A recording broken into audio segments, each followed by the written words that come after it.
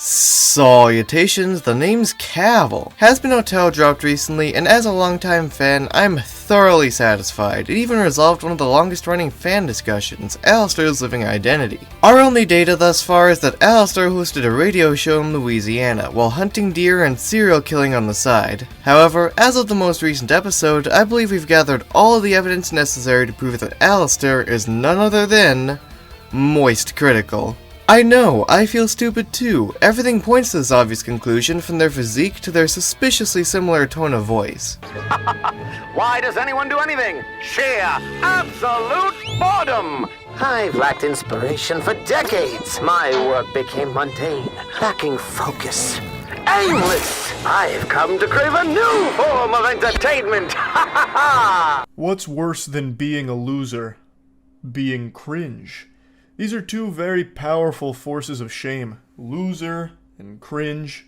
But what would happen if you combine these two elements, put them together?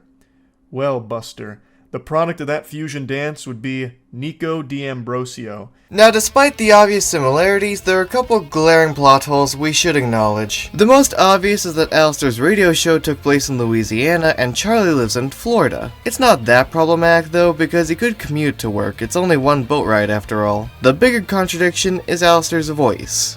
Well, I figured you would be the perfect face to man the front desk of this fine establishment. With your charming smile and welcoming energy, this job was made for you. Don't worry, my friend. I can make this more welcoming, if you wish. It's incredibly low quality, so shouldn't Charlie's be low quality too? The long answer is no, because Alastor's form is based on his radio show, which took place in the 1920s. That was a while ago at this point, and if you look at Charlie's older content, you'll find the voices match. Hey, what's up everybody, it's Critical. This is a Red Dead Redemption gameplay. This is the first time I've ever played the game, so here we go. The biggest contradiction comes from Charlie and Alastor producing completely different mediums of entertainment, live streaming and radio broadcasts. Actually, it's more than a difference, it's a passionate difference. Alastor doesn't hate much, but television seems to be where he draws the line. Compare that to Charlie, who doesn't just produce audio, but visuals too, right? Well, let's watch some Critical just to make sure.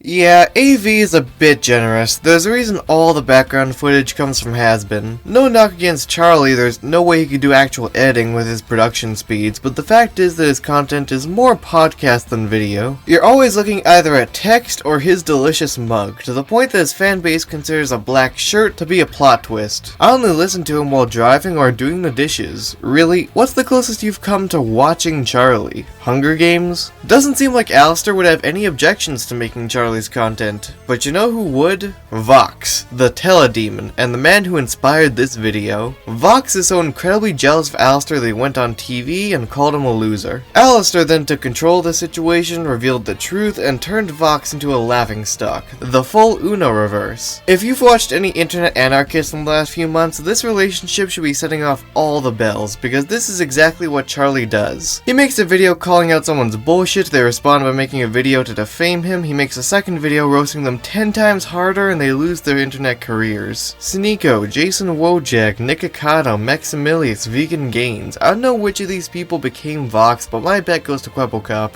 So that's it. Charlie is the natural choice for Alastor's identity, and now I've shut down all the plot holes. He would have gotten away with it if not for those meddling kids, right? Well, it's not quite a slam dunk, because there's one plot hole that haunts this theory despite my best efforts. Can someone please explain why Alastor won't fuck angel dust?